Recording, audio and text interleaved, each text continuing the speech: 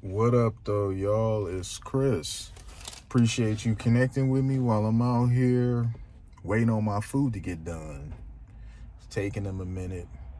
Grilled chicken salad, you know. Let's get to the topic at hand, though, and this isn't going to be a long video. I've been wondering, because I be listening to women talk, and we all see that feminism is damning. Feminism has done more to set women back than anything.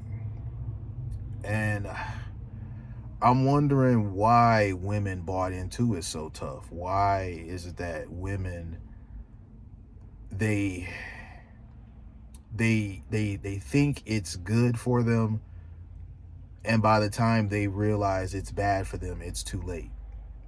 And then a lot of times when they realize it's too late, they don't teach the younger generation coming behind them not to follow in their footsteps. Instead, it's almost like misery loves company. They wrecked up their opportunities to have the life that they want, have the man that they want, um, that dream that they wanted. And so that young woman that still has the opportunity to do those things, they don't want to see her doing it either.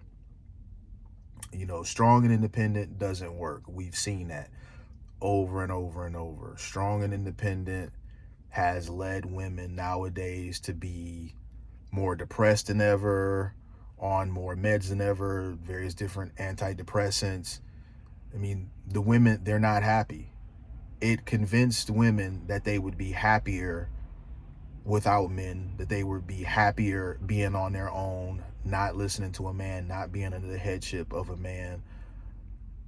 But I seldom see a woman who bought into feminism hook, line, and sinker that is actually happy and not bitter. That's the outcome that I see every single time. That seems like the inevitable outcome. Feminism has taught women to be independent, and being independent isn't inherently a bad thing. But who do they want to be independent from? Men. I pay my own bills. I got my own car. I got my own house. These are just things that men do, and women repeat them over and over as if it's a brag to function like an adult. Feminism told you that being a wife who is provided for is somehow a bad thing, and that you should go to work. Think about that. Feminism is such a potent con that it convinced you to go to work. Who wants to work? Men don't even want to work. We do it out of duty. We do it out of responsibility. It's convinced women that, oh, that's the thing to do. Go to work. Go in the workforce and compete with men. And they're miserable for it. Even a lot of times when you see women who have climbed the corporate ladder, they're miserable because the type of man that they want, they've now become him, and they can't attract him. A man who works with a woman who he's seen climb the corporate ladder, he doesn't want that as being a wife, because there's a trade-off that comes with doing that. You can chase success in business, and you may very well become successful, but ultimately the trade-off is your femininity. It takes a level of masculinity to thrive in business. Men can do that because that's just who we are, but women have to kill their femininity and tap into masculine energy in order to be successful in business. And when they've done it for so long, they don't know how to turn it off. It becomes part of who they are. And this is why oftentimes you'll see men with some woman that makes 25, 30K a year, that's some cashier somewhere, rather than a woman that's highly successful, because he doesn't want a highly successful woman because he knows that that woman is not going to make a good wife. It doesn't mean that she's not a good person, but she's not going to make a good wife because that woman is a boss babe, and so she's not going to follow his lead.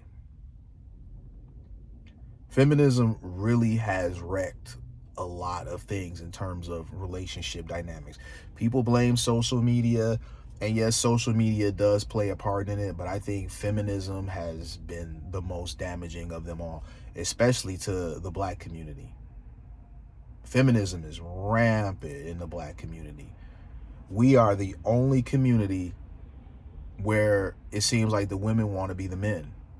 And I'm not saying that to be disrespectful to sisters. I'm just telling you, as a black man that has two sisters, have a grandma, so it's not that I don't like black women or I don't love black women or I hate black women.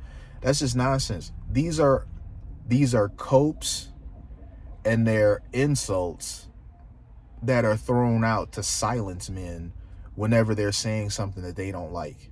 When you're speaking on something critical, because everything can't be appraised, there has to be criticism.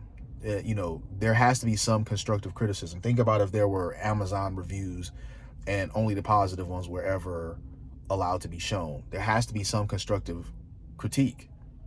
But whenever you give that as a black man to black women, the first thing that they go to is, well, you don't like black women.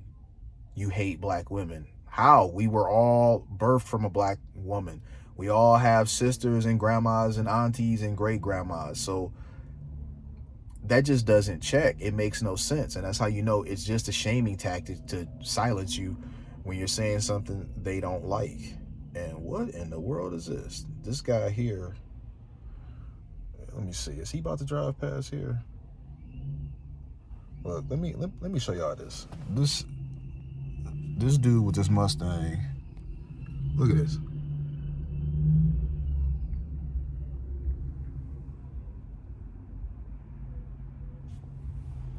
The trailer that he's pulling is the back half of a Mustang. So he's driving a Mustang and pulling the back half of a Mustang.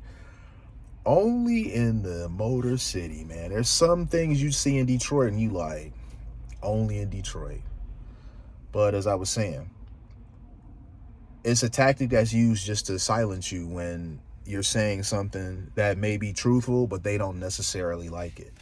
Feminism has pretty much killed the black community, especially with relationship dynamics. We are the only community where the women think that the men should just shut up and get behind them.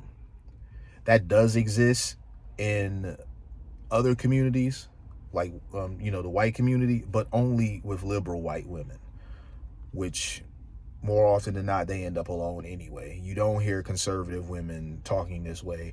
And the majority of black women are very much liberal. We already know that black women voted 92% for Kamala Harris. That's a problem in itself. So that right there shows you. And you got people like Michelle Obama, who also is a feminist, who during the rallies was telling women to go against their husbands and vote for Kamala Harris. Feminism, man. Only in the black community was such a ridiculous message be taken seriously. So I think I've said everything that I need to say on this one. Just feminism, it's not helped anybody. It's not helped relationships. It definitely has not helped women, and most of all, it has been disastrous for black women. Let me know what y'all think. I'll talk to y'all later. Peace.